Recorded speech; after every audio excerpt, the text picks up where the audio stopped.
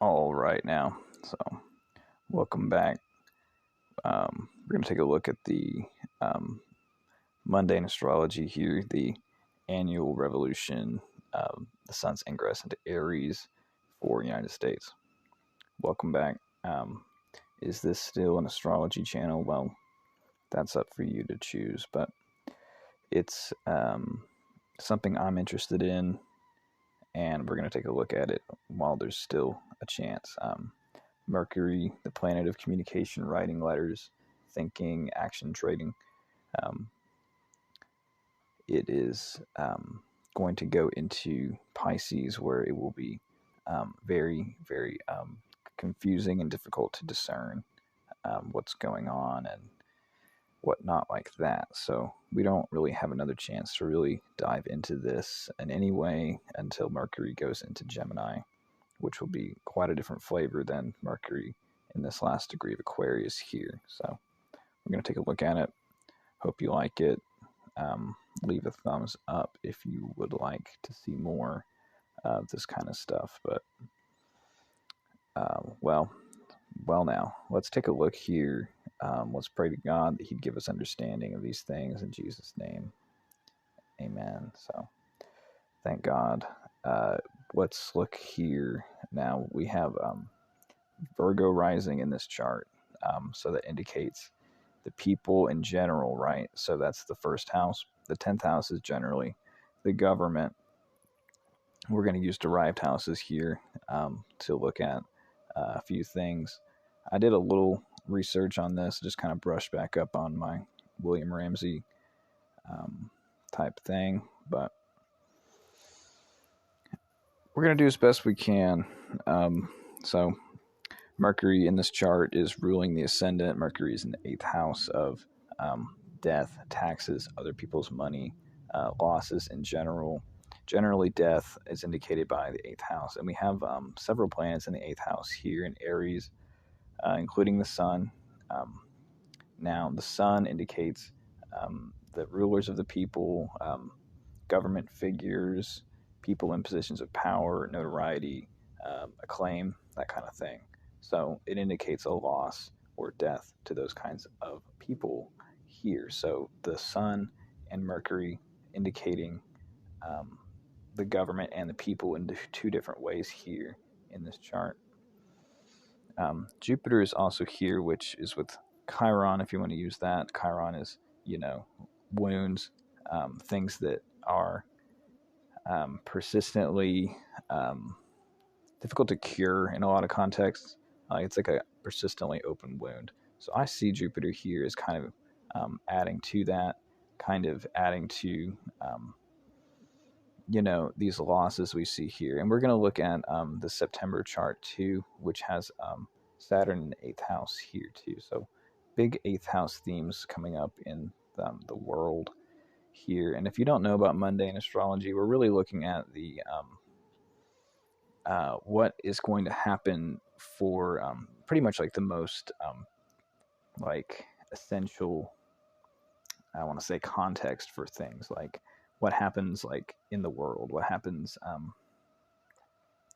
just to like people in general, and like everything you see. It's not like it's just like what's happening in America here, because we're looking at United States, Washington D.C. You want to set the chart for your capital city where you are if you want to look at the mundane astrology. But that's pretty much it. And I know we're kind of meandering, but if you have a mutable rising chart, you want to look at the fall ingress chart too. And if you have a cardinal rising chart, you want to look at all four corners of the year, meaning you want to add Cancer and Capricorn too to your analysis. But well, so let's keep diving. We have Mercury ruling the 1st and the 10th, because this is Virgo rising. We have Mars in Gemini in the 10th as well. So Ramsey talks about this because this is a day chart as well, meaning Mars is the more difficult planet. You have, a very cross and sort of destructive attitude of the government towards the people in general. he says excising cruelty and taxation on the people without really remorse or fear of God. That kind of thing going on with like the administration. The 10th house is like the administration of the government. Um, the sun is more like the figures of the government and people in power in general. So that's a pretty stark conclusion you can draw pretty easily. Mars, the planet of um, destruction and violence and disputes, still in Gemini here. So this Mars and Gemini stuff isn't really going to go away for a while. We're going to be dealing with it for some time. Okay. So that's Mars there. So Mars is tied up in, what the sun is doing, and the sun is tied up in what Mars is doing. You see that they're pretty much almost in a square. By sign, they're still in a sextile, but you can see that there's a lot of tension between the government leaders and the administration of the government, and it has to do a lot with these losses. It also has to do with the gain of the government. So the government, or the open enemies of the people. I mean, that's the seventh house. So the open enemies of the people are gaining here by these configurations. We have the moon here in the seventh house, which is not dignified. The moon doesn't have any dignity in Pisces. Um, it's with Saturn, so that shows like a difficulty for people in general because the moon is with the malefic. Now, because it's during the day, the moon or Saturn is less problematic, more constructive. Saturn is also not dignified here, so it can indicate what did Ramsey say? I think it says if it was dignified, men would delight themselves with women in partnerships, contracts. Um, but I don't really see that as much, seeing that the moon is not really dignified. It can see Venus, which is in a good position there in the fourth degree of Taurus. Venus is probably the most dignified planet in this chart, pretty clearly with that one. But we have, we'll talk about Venus here. I just kind of wanted to do an overview, broad brush video here. Venus here is in the ninth house, which and in a good harmony, not really afflicted by Mars. Can't see Mars. Mars is in the adjacent sign. Now Venus is in a sextile to Saturn, so I do like that for like the indications of like good partnerships for people in general, and kind of the focus of people being on their partnerships, litigations, open enemies, that kind of thing. So it's kind of nebulous with Saturn and Pisces, especially with the moon and Neptune being so close. So kind of confusing, but the focus really shifts onto these long-term commitments for people in a lot of ways there. You can see that. We have, let's see, Mars is square to Saturn in this chart, so continuing, the difficulties with government administrations and things like that. Just sort of being in a misalignment there. Saturn and Mars are kind of in a good alignment, if even if they're not in a sign-based alignment here. But the next thing here, Venus here in a good position. Venus in the ninth, good for traveling, very pleasant for like pursuing good religious activities and thinking. Great for traveling, which is interesting because the otherwise condition of being here in the United States might be difficult because both the 10th and the first ruler is a combust, meaning it's under the sunbeams. It's not really in a good place. It's not really being supported by anything. You do have Mercury and Mars receiving each other by a sign-based sextile. So that is a good thing. You want to see, some generosity between those two planets, since they're doing a lot in this chart. Venus is kind of, doing um, its own thing, but that's really the only planet we have that's really um, safe and away from these other configurations. But we could talk about Jupiter here. Jupiter's kind of in the eighth, so it's expanding death, expanding on these eighth house topics. So a lot of things about death and taxes come up this year pretty prominently. The 10th house is the most visible part of the sky. Focusing on bad stuff with the government here and with taxes, death, etc. But all right, we could dive into what the planets are doing by house. So let's start with Saturn. Let's go down. Saturn is dealing with sixth house and fifth house themes here in the seventh. So we have a focus here on, day-to-day labor, uh, difficulties, difficult situations, kind of getting through with things with the sixth house. Also, small animals and pets and such on. But the fifth house as well. So I do like to see the ruler of the fifth in a good alignment with Venus.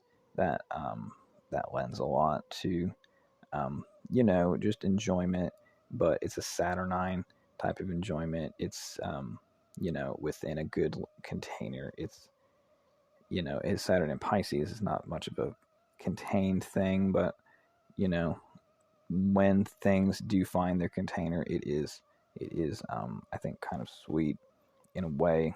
But all of this is really tied up in the eighth house. The eighth house is really doing a lot here in this mundane chart. But okay, and then Jupiter here is dealing with fourth house themes as well as seventh house themes in the eighth. So I don't really like that for those themes. Anything that's in the eighth is going to be difficult to access. It's going to be strange type of energy. Um,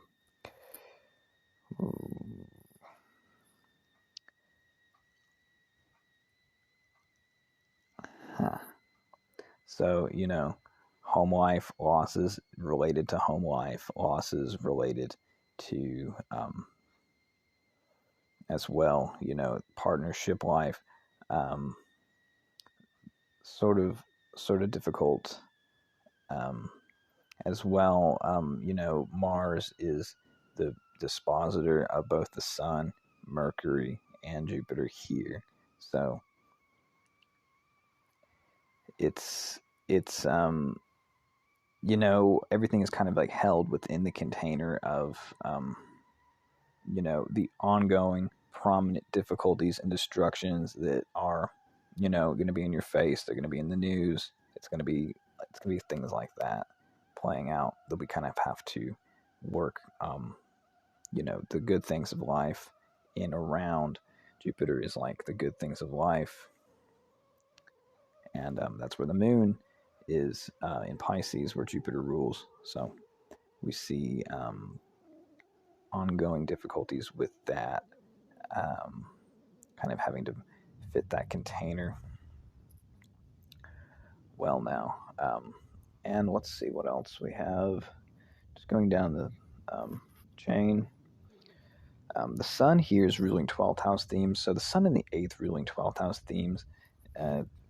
Not not what you want to see. So that's the hidden enemies of the people, the realm of isolation and dreams. So it's a very strange and dreamy beginning to this next phase. What else there? It's the sun there.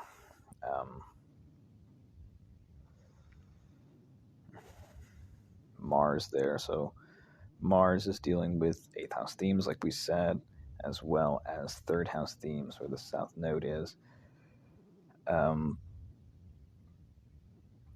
It just doesn't really look good for people coming together. It doesn't look good for neighborliness. Doesn't look good for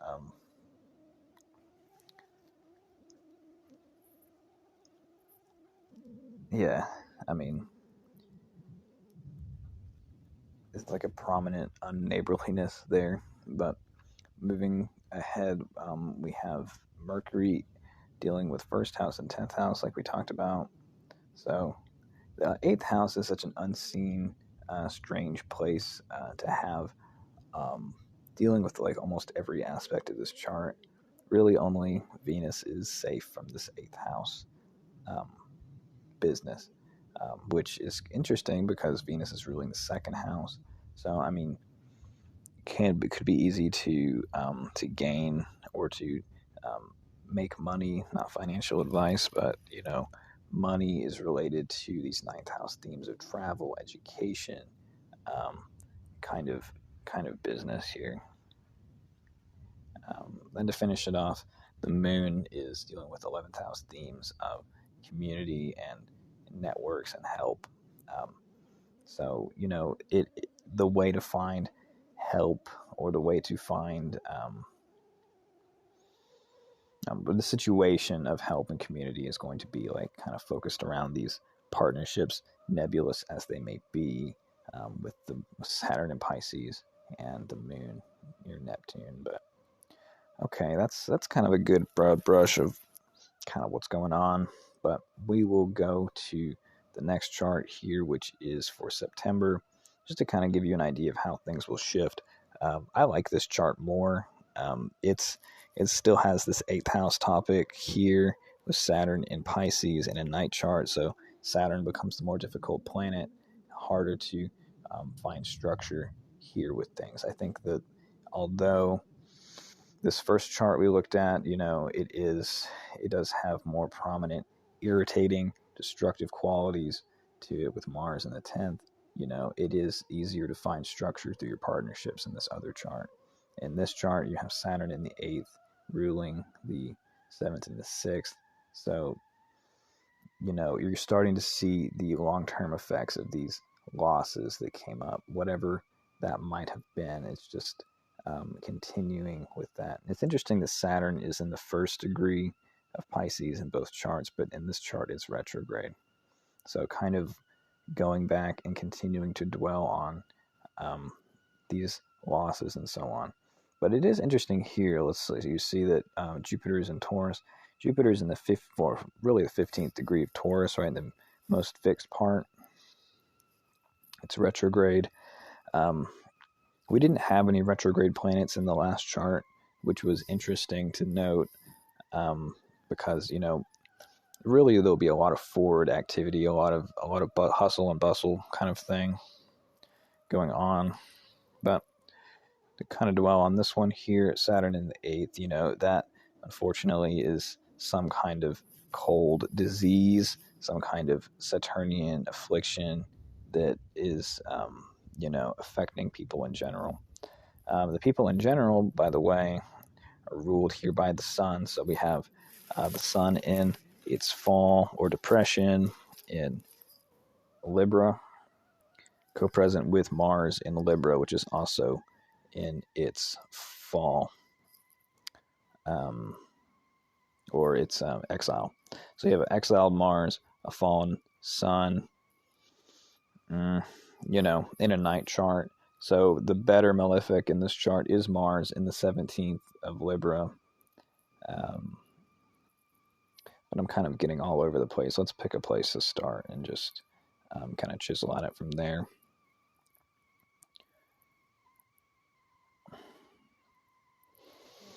Let's start. We'd already talked about Saturn. Let's talk about the moon, because the moon generally indicates folks in general. The moon is in the 6th. It's peregrine. It has no dignity. It's also in its exile, meaning it's in its furthest place from home.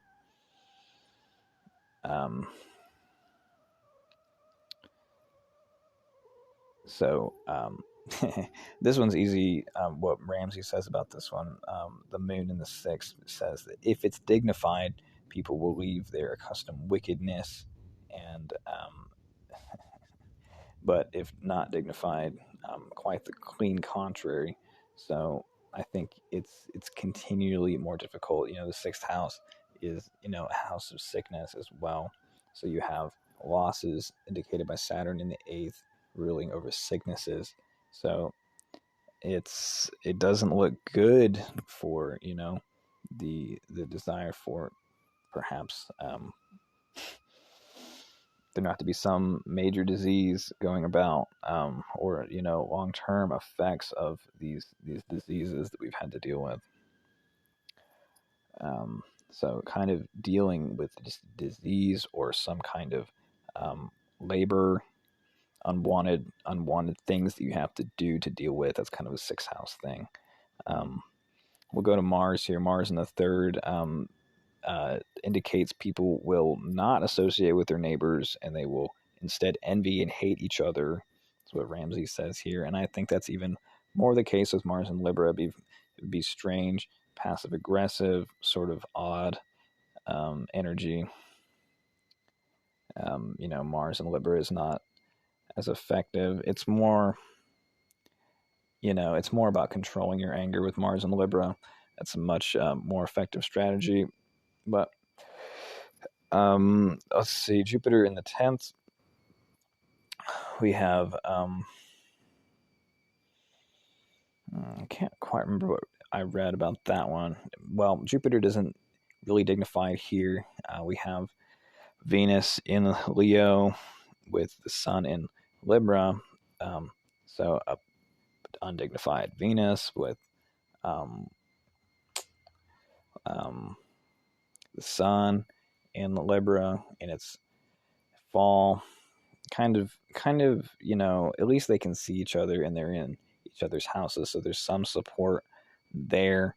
But it's not what I'm saying, and Jupiter's retrograde here as well. It's not really allowing Jupiter to do all the um, maybe fun or pleasurable, enjoyable stuff that Jupiter and Taurus would want to do. So there's kind of like a damper on the fun that would otherwise bring about. Just like that's like kind of like blowing up the simple good stuff that you have in life. It's just not as good as it would have been like if we had Venus like in Libra or something with Jupiter and Taurus. But and then we have Mars in Libra too, so there's irritation and difficulty with that. Well, let's talk about a good feature of this chart, which is very good. You have Mercury in Virgo in its home sign, perhaps its exaltation, if you will, but it's in the second house of money and making money. So, not financial advice, but it is interesting that there is this strong indication for making money through markets and merchandising and that kind of being available to most people, you see, because it's in the second to the first. And that's also kind of the government or the structures of the government have this as well, with Mercury also ruling the 11th from the first, which is the second from the 10th. Sorry if that was confusing, but that's pretty easy delineation there. Not too tough. Well, we'll talk about the houses now. So going back to the moon, I'm kind of jumping around, but the moon ruling the 12th here from the 6th, it's, these things that we, if the people generally want to be kind of like a solary character, want to do things like in a over the top way, the grandiose way that the sun wants to do things, it's being undermined by either these sicknesses or difficulties or labor that generally we're going through. People indicated by the moon are going through, but the sun here, meaning like the I want to say grandees, but that's such a archaic word, but the leaders of the people, prominent people, they you know they're in their depression here as well too. So I don't think either side is really doing that good. I think with the sun in the third, the indication was that Mm. There is some neighborliness there, but it's very subdued, and it has this difficulty there with Mars, also with the South Node. So neighborliness, it has some strange contradictions there with that. Venus is in the first, which is kind of like lending beauty or adornment to people. That's like spending a lot of money. Venus and Leo on appearance and beauty and things like that.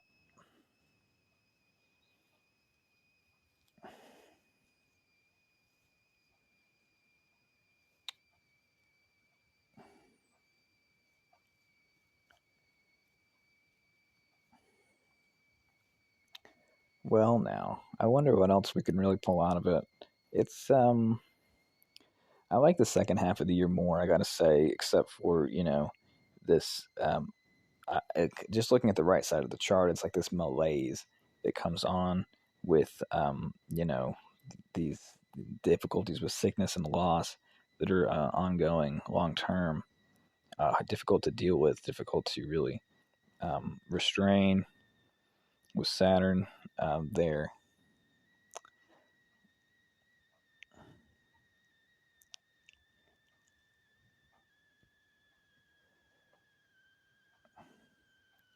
Also, just take a look back at this earlier part. Kind of. So once you can see both sides of it, you can kind of like tell how things shift here. Um, yeah, I don't know. I don't know if there's much more to really dwell on here. There's difficulties. There's definitely difficulties for people in both of these charts here. You don't have a strong ruler for the first house in either chart. You don't have a strong ruler of the 10th house in either chart. You don't have a strong ruler of the 7th house in either chart. Let's take a look at the 4th house of these charts. So the 4th is also not particularly um, doing as well as it could be. If this was a night chart with Jupiter in Aries, then there would be, some extra benefit to the Jupiter houses, but it's not the case. If we go here, back to this one, the 4th house here of Scorpio, it's the ruler of that house is in its depression as well, or in its fall. So there really isn't. It's not too good. I think there is a lot of good that comes through, especially in the second half, because Jupiter in the 10th is going to lend some benefit to the overall situation. I think, but especially having Venus and Jupiter being in the angles, it's pretty cool for that. I like the Mercury and Virgo thing too, but these Marshall houses definitely suffer a lot in this chart. So, like in the ninth here in the second half of the year, the ninth ruler is that time is past for that. Perhaps we could do like some traveling, or not nearly as good.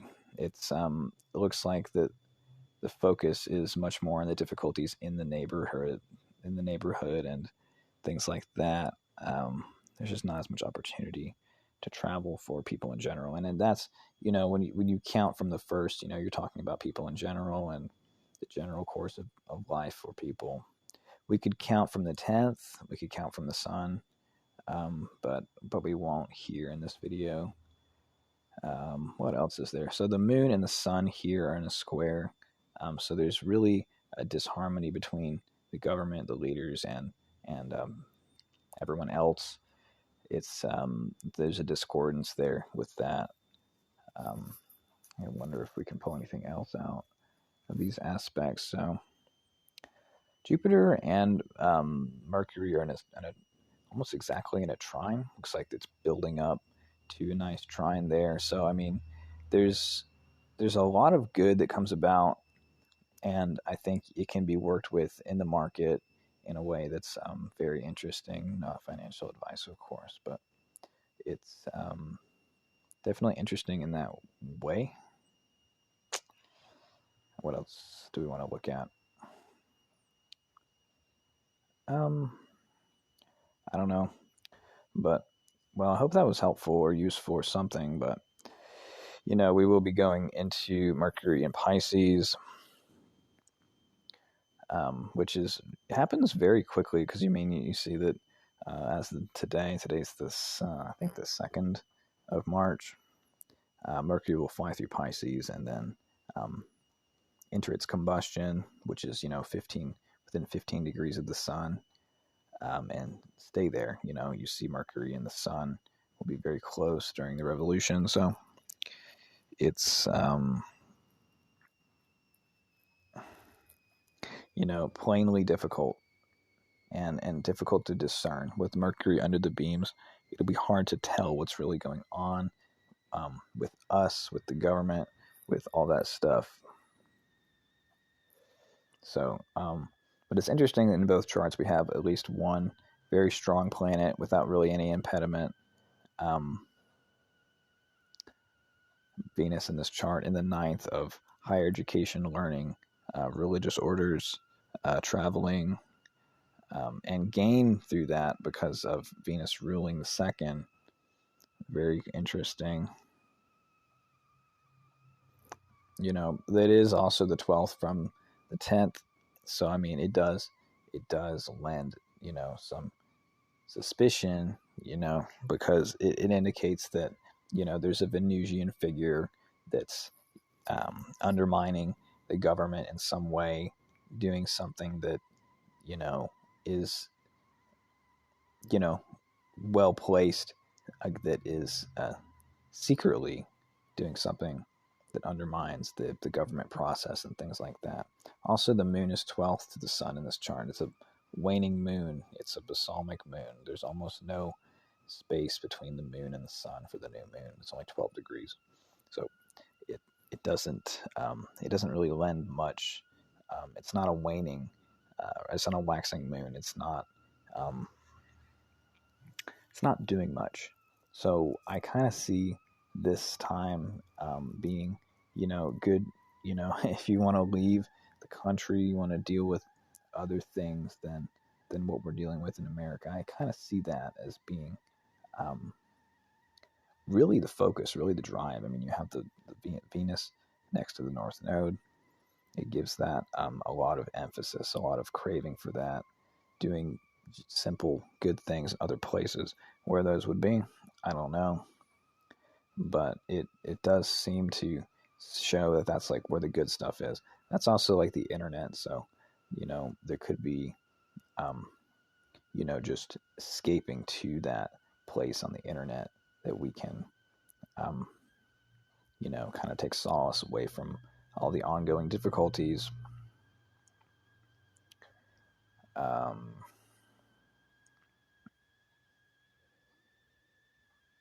Right.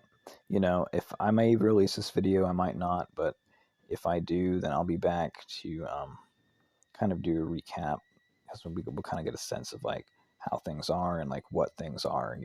We'll be able to see like where these signifiers are showing up in the world. I'm kind of pleased with this video. It's okay, but it's it could use some more research. It's just kind of a broad brush here. Anything else though? Yeah. I enjoyed putting some sex light considerations into this. I didn't really understand that last year when I made another report about this one, about last year. But now I can see a bit better that, in this chart, you have Mars being the easier malefic planet to deal with than Saturn. So it's